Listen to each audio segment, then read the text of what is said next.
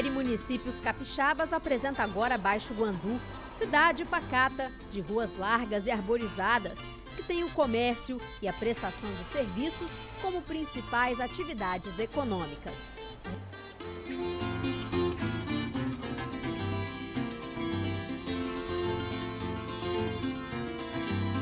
Localizado na porção noroeste do Espírito Santo, a 177 quilômetros de Vitória, Baixo Guandu faz divisa com a cidade mineira de Aimorés. Segundo o IBGE, é comum encontrar aqui descendentes de italianos, portugueses, espanhóis, alemães, africanos e índios, povos que colonizaram o lugar.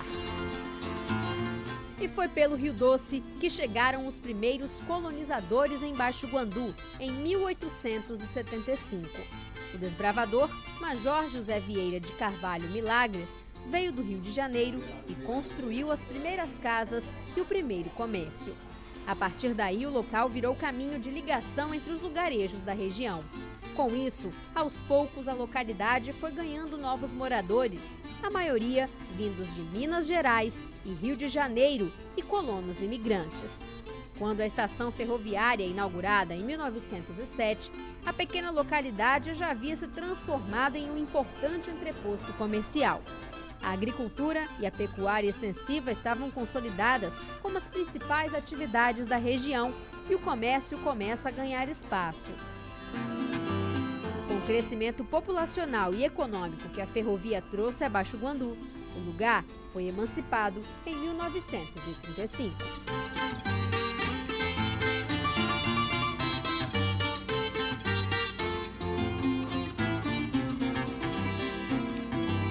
Mas de toda a história do município, o fato mais marcante diz respeito ao sistema de tratamento de água.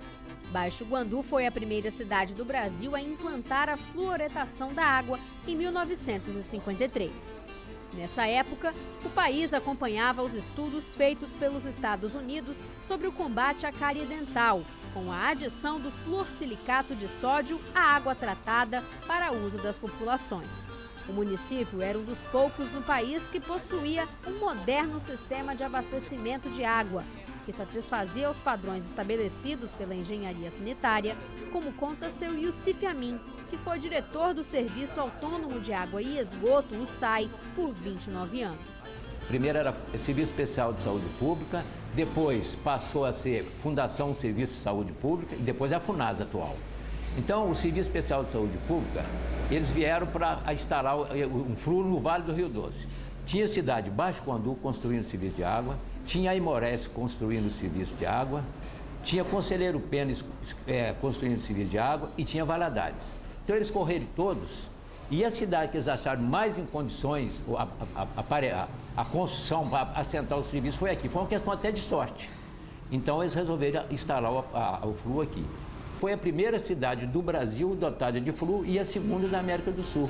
A partir do início da distribuição da água fluoretada, Baixo Guandu se tornou o centro dos estudos sobre o assunto no país. Nós tínhamos um dentista aqui, que ele era de Guarapari, Aprígio Freire, ele foi professor da Universidade aqui de Espírito Santo. Quando ele instalou o aparelho, ele trouxe para aqui mais 2 dentistas, vieram para aqui e pegaram vários alunos de 6 a 12 anos, pessoas nas escolas, e levaram para fazer um exame bucal para ver como é que estava a cárie deles, dos dentes. Então examinaram umas 30 pessoas, 40, examinando para ver daqueles meninos, pegaram uma escola e outra e tudo. 10 anos depois, 1963, ele voltou aqui para fazer novo teste, pegou novos alunos de 6 a 12 anos e foi fazer um teste com eles para ver. Eles observaram que notou uma baixa de índice de cárie de 64%. Diferente das grandes cidades, em Baixo Guandu o estresse e os longos engarrafamentos ainda não chegaram. E o que chama a atenção é a quantidade de bicicletas que dividem espaço com os carros. Tem até estacionamento só para elas. Outro veículo muito usado é a motocicleta, que aqui ganha uma nova utilidade. Vira a motopropaganda. Em Baixo Guandu, de Giovanni Modas, Helber e Alain. Como se pode ver, Baixo Guandu tem a cara e o jeito de cidadezinha do interior. Mas se engana quem pensa que as atividades por aqui são apenas ligadas à agricultura. Pelo contrário, os principais setores da economia são o comércio e a prestação de serviços. Juntos correspondem a mais de 62% do produto interno bruto.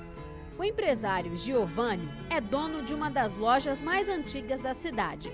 Vive do comércio desde 1988, mas se hoje os negócios vão de vento em popa, ele ressalta que nem sempre foi assim. Há 15, 10 anos atrás foi muito complicado para todo mundo. Apesar das dificuldades, ele e os demais comerciantes nunca desistiram. E hoje, Giovanni comemora o bom momento. O comércio do Guandu está muito bom hoje. Tanto que a gente tem exemplos assim, de grandes empresas assim, do ramo do comércio varejista que estão todo mundo investindo aqui e está assim, Minas, Espírito Santo, todo mundo vindo embora para cá. Depois do comércio e da prestação de serviços, o setor que mais cresce na cidade é o industrial. Baixo Guandu se prepara para receber fábricas e outros empreendimentos industriais que vão ocupar o primeiro polo empresarial do município. O polo empresarial, ele é uma demanda, né? Uma demanda que vai proporcionar o crescimento e desenvolvimento da nossa região, do povo e uma conquista, né? Para atrair investimentos privados na região, o município aposta na disponibilidade de um espaço com infraestrutura e na política de incentivos fiscais. O polo empresarial, ele tem dois aspectos. Um é trazer para cá com condições boas, né, de asfalto, de água, de saneamento, as empresas que, pelo crescimento da cidade, ficaram sufocadas, pelo crescimento populacional da cidade, estão sufocadas. Então, elas hoje têm problema com vizinhança, têm problema em querer aumentar a sua produção e não conseguir, por estar numa área restrita. E o outro aspecto é a atração de investimentos. Então, o polo representa isso para a gente. A gente tem o Senai aqui como parceiro, né, que trabalha constantemente com a gente. A prefeitura, ela compra cursos e oferece cursos de qualificação profissional. Nós temos um parceiro importante também no nosso município, que é o Sebrae, que também está conosco, né? Então, é isso. A gente tem trabalhado para criar uma ambiência favorável ao desenvolvimento. Em terceiro lugar na economia está a agropecuária. O setor, que um dia foi a principal fonte de renda dos guanduenses, hoje representa apenas 16% do PIB municipal. Mas mesmo assim, ainda tem grande importância para a economia, já que 77% dos produtores vivem da agricultura familiar. Nesse contexto, as associações dos pequenos produtores têm papel fundamental para garantir a captação de renda. Na comunidade de Alto Bananal, tudo que os associados produzem é comercializado no mercado da região. O lucro é dividido de forma proporcional com o que cada uma das 100 famílias participantes fornece. Até o produtor que tem poucos litros de leite, né, hoje está sendo pago 60 até 68 centavos por litro, né? De acordo, é o leite que não tem frete, né? Que não tem. Então, está dando. Tem produtor que pega 2.000, 3.000, né? A maior parte da produção está ligada ao leite. Mensalmente, a associação produz 184 mil litros. Em segundo lugar, vem a produção de quiabo. Eles produzem mais de 1.600 caixas do legume, uma média de 600 quilos por mês. Criada em 2008, a associação já mudou a vida de muitos agricultores. Hoje a Secretaria de Agricultura vem incentivando e investindo aí na zona rural do município, através das verbas das emendas parlamentares, na busca de melhoria da infraestrutura, né, das associações, para melhoria da qualidade de vida do homem do campo, né? Então, quer dizer, nesse tempo aí já foi investido em tratores agrícolas, tanque de expansão, resfriamento de leite, né? Produção de entrega de mudas de mangubá para a produção, né? O município de Guandu está inserido no polo. Se na região de Alto Bananal o leite é o principal produto, em todo o município o café lidera a produção agrícola. São quase 7.000 toneladas de sementes colhidas por ano. Já a fruticultura é um dos destaques da economia de Baixo Guandu. O cultivo de frutas como a manga se desenvolve em todo o município, tanto que a cidade é considerada uma das principais produtoras da região noroeste do Espírito Santo, conhecida como Polo da Manga. Baixo Guandu tem uma média de produção anual de 600 mil quilos da fruta. Um dos produtores mais conhecidos é seu Inácio. Nem tanto pela colheita de quase 88 mil quilos de manga por ano, mas pelo pioneirismo na produção de cachaça da manga. Uma revista de Belo Horizonte, mas essa revista fala a respeito do Brasil e do mundo. Não é só o Brasil que dá manga, tem diversos países fora. Igual na Índia, a manga é nativa. No papel parecia fácil. O difícil foi aprender sozinho como achar as melhores frutas e o ponto ideal de fermentação para que a cachaça ficasse com o sabor perfeito. Foram 3 anos tentando, até que a receita deu certo. O mais segredo disso é você não pode trabalhar com matéria-prima ruim. Quer dizer que toda matéria-prima é boa, mas ela tem validade, ela passa do ponto. Destilar mesmo a cachaça tem que saber, tem que entender se parou de funcionar. Isso é igual a cana mesmo, parou, caducou, pode acudir e limpar o outro coxo e começar tudo de novo. Hoje, seu Inácio mostra orgulhoso o resultado da pesquisa. Ao lado das cachaças comuns, produzidas com cana-de-açúcar, as garrafas da bebida descansam para aprimorar o sabor que o produtor garante. Faz o maior sucesso, tanto que a cachaça feita por ele já foi levada até para fora do país. Alemanha, de vez em quando, alguém leva. Estados Unidos, eu tenho um conhecido que leva 2, 3 garrafão. São Paulo, eu tenho um comprador que ele já fez experiência lá assim. Cachaça de manga e uísque, preço por preço, a curiosidade faz eles beber a cachaça de manga. A pecuária também tem espaço cativo nas propriedades de Baixo Guandu. A de corte é a mais valorizada. São mais de 52 mil cabeças de gado para o abate. Já os números da pecuária leiteira são bem menores, cerca de 1.500 cabeças. Mas é a de maior expressão na agricultura familiar.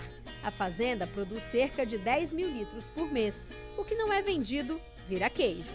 O carro-chefe mesmo da propriedade é o gado de corte e leite, né? Principalmente o gado leiteiro. Meu marido toma conta do gado, toma conta do leite, né? Ajuda na ordenha todos os dias. Eu trabalho, mais as minhas filhas, na fabricação do queijo e vendendo, né? Depois que a família comprou o resfriador, a produção de queijos passou a render mais. Animada com os resultados, Carmen investiu em infraestrutura e na qualidade do produto, investimentos que já renderam bons frutos. A propriedade é a primeira do município a receber o selo de inspeção municipal, o SIM. Agora, Carmen pode vender os produtos em supermercados da região. O selo nada mais é uma segurança para o consumidor que ele está comprando uma mercadoria que foi... Todas as vacas passaram por um exame de tuberculose, brucelose. Então é um selo de segurança para o consumidor. Com selo nós já estamos entregando no supermercado, né, lanchonete, hortifruti. Então o selo ajudou muito nessa facilidade para você entrar no comércio. Na fazenda Venturim, que fica em Córrego Maquiji, a produção é diversificada. Tanto o corte quanto o leite dividem espaço com a criação de suínos e outros animais.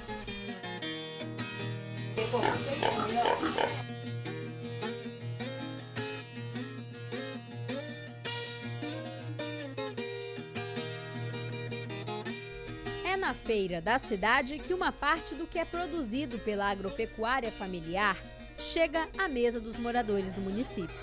O que não é levado para os supermercados é vendido aqui ao ar livre. E o que não falta é criatividade para chamar a atenção dos consumidores. Tá sempre aqui. Vale a pena? Vale a pena. Ainda tem alface! Seu Sassá também aposta na voz potente para atrair a clientela. E ele garante que funciona. O pessoal vem e compra mesmo, e preço bom, né? Vale a pena para o senhor? Vale a pena, entendeu? Vale a pena comprar e o pessoal pode vir mesmo do interior também pode vir pra cá vender, que aqui é bom. Primeira vez, o que tá achando? Ai, tá muito bom. É uma pena que eu tô de regime, né? Frutas e verduras, doces, queijos, tem até tilápia e comidas quentinhas para comer na hora. Caldo de pinto e canjica.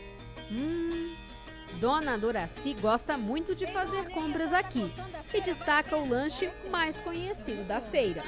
Tem o famoso pão com linguiça, todo mundo gosta, né? É muito bom mesmo. Seu José não foi o pioneiro, mas a barraca dele é uma das que mais faz sucesso. Tanto que ele já chegou a vender 550 pães em um único dia. E não tem só pão com linguiça, não. Graças a Deus está saindo bem. Eu trabalho com linguiça mista de porco, boi, linguiça de pernil, calabresa, linguiça de frango.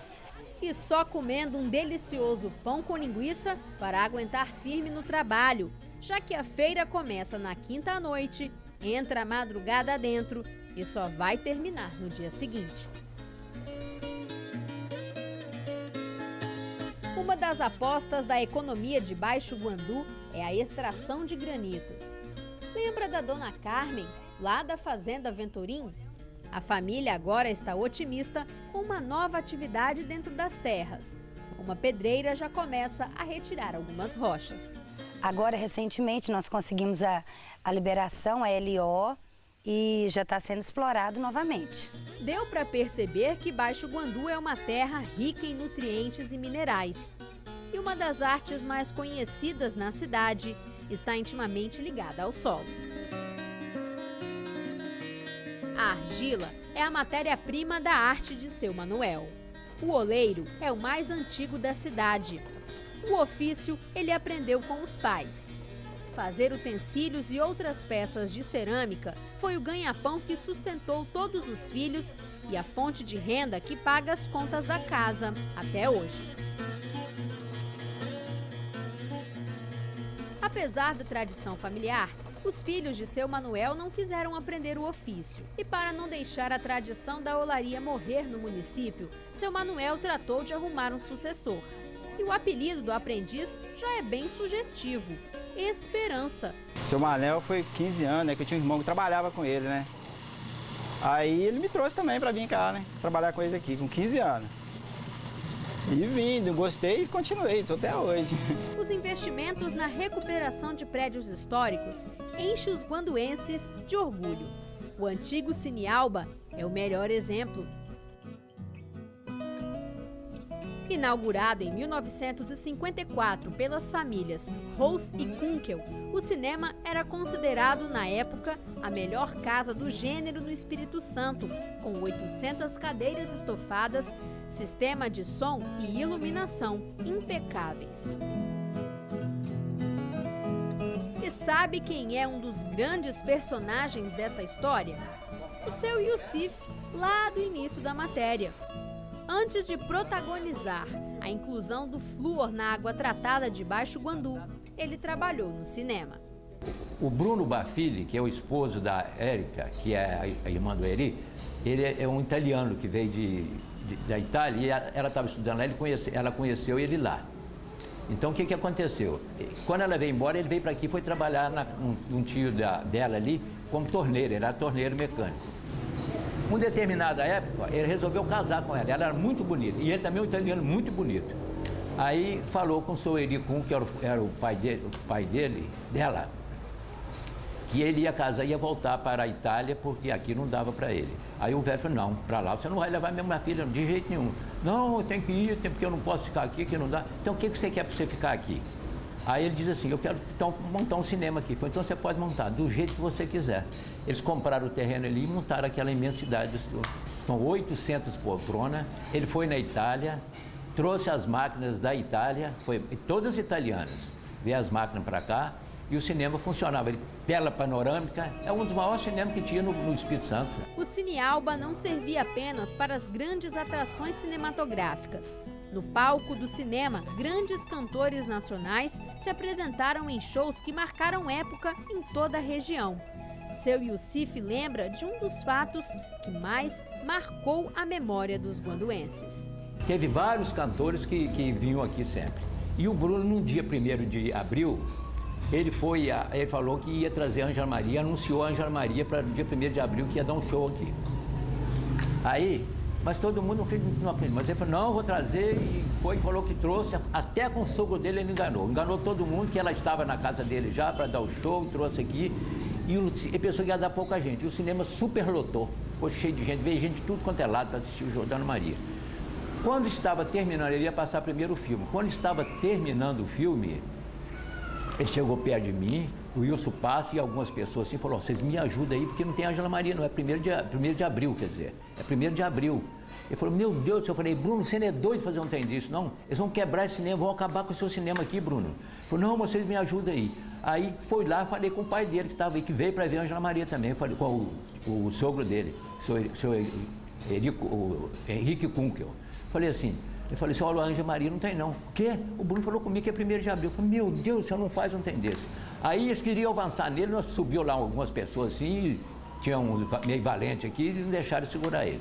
O senhor Henrique foi lá, subiu no palco, ele falou com ele que não era, e falou, então você vai fazer o seguinte agora, você vai no Rio, contrata ela pelo preço que for, o que for, e vai trazer. Devolva os ingressos ao pessoal e vocês podem vir aqui domingo que vem, que ela vem aqui. O preço que for, você vai trazer ela aqui.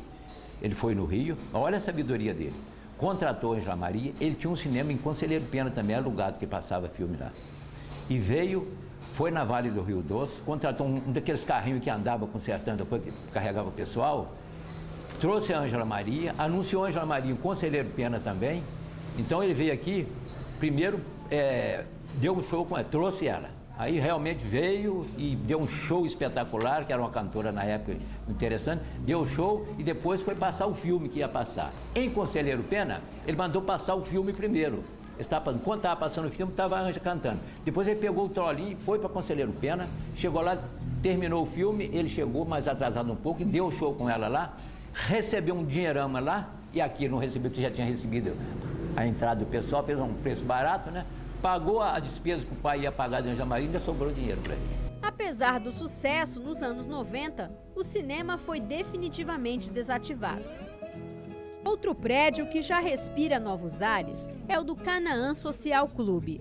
Ele foi reformado, mas manteve as características originais. O lustre do salão de dança principal é o mesmo, assim como a estrutura arquitetônica do prédio, que serviu de palco para várias noites de Réveillon e de Carnaval durante 30 anos. Quem lembra com saudosismo daquela época é seu Valtinho, que destaca ainda o movimento na praça da cidade. A pracinha é um espetáculo. Eu morava perto ali, entendeu? Eu tinha que vir logo segurar um banco, porque não conseguia se sentar. Era um movimento fantástico, entendeu? Eu lembro, eu muito jovem ainda, me enfeitava todo, colocava direitinho, via as gatinhas passarem, entendeu? Foi nas grandes festas e serestas do Canaã que outro personagem marcou a história da cidade.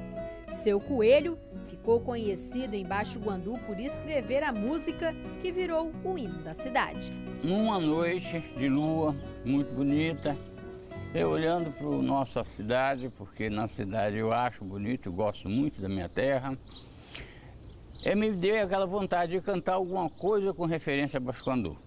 E o que eu pensei? Agradecer a Deus, a terra onde eu nasci.